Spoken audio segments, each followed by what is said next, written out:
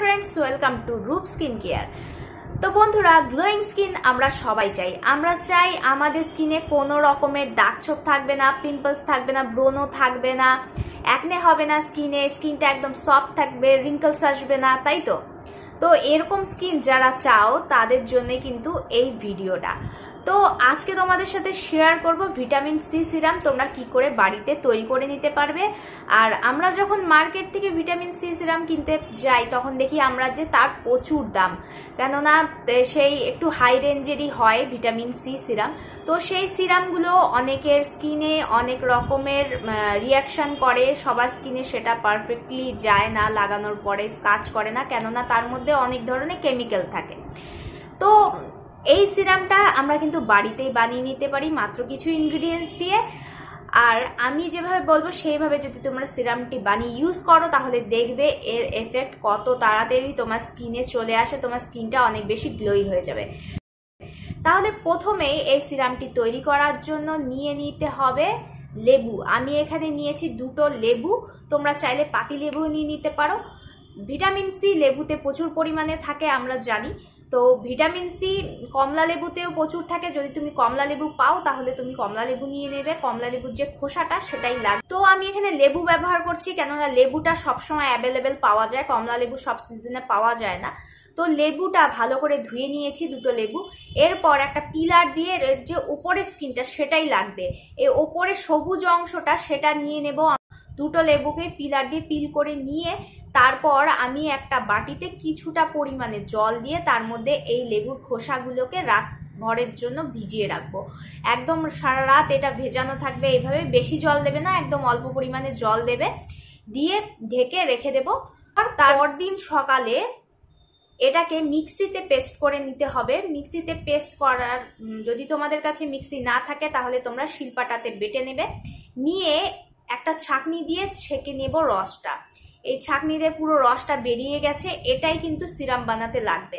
আর vitamin C কিন্তু এর মধ্যে প্রচুর পরিমাণে থাকে, এর মধ্যে প্রচুর এসেন্সিয়াল অয়েলসও থাকে। যে মেন ইনগ্রিডিয়েন্টস সেটা নিয়ে নিয়েছি। এরপর এর মধ্যে অ্যাড করে দিচ্ছি 1 চামচ পরিমাণ গোলাপ জল। গোলাপ জল কি করবে, আমাদের স্কিনের পিএইচ লেভেলকে ঠিক রাখবে, স্কিনটাকে গ্লোই করবে, সফট রাখবে, ময়শ্চারাইজ করবে। আর গোলাপ জল সব ধরনের স্কিনে একদম পারফেক্ট যায়, তো গোলাপ জলটা আমি ব্যবহার করছি। এরপর এর মধ্যে অ্যাড করে দিচ্ছি অ্যালোভেরা জেল।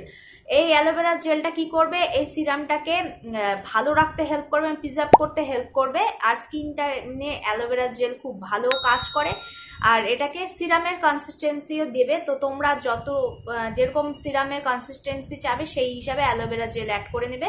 তো অ্যালোভেরা জেল আমি এর মধ্যে অ্যাড করে দিচ্ছি।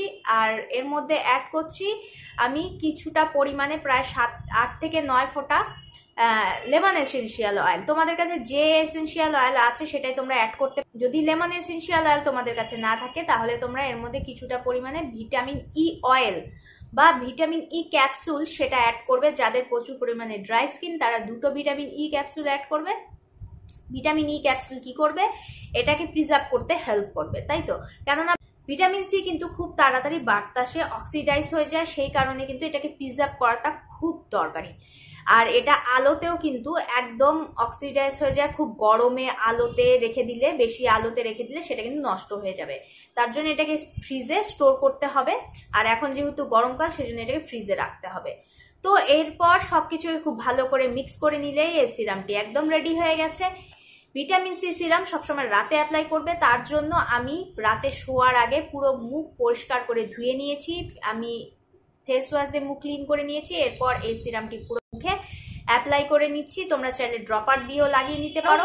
তো এইভাবে পুরোটা অ্যাপ্লাই করে নিলাম। এর মধ্যে আমি যেহেতু রোজ ওয়াটার দিয়েছি, অ্যালোভেরা জেল দিয়েছি, সেজন্য টোনারও ইউজ করার দরকার নেই আর ময়শ্চারাইজারও ইউজ করার দরকার নেই।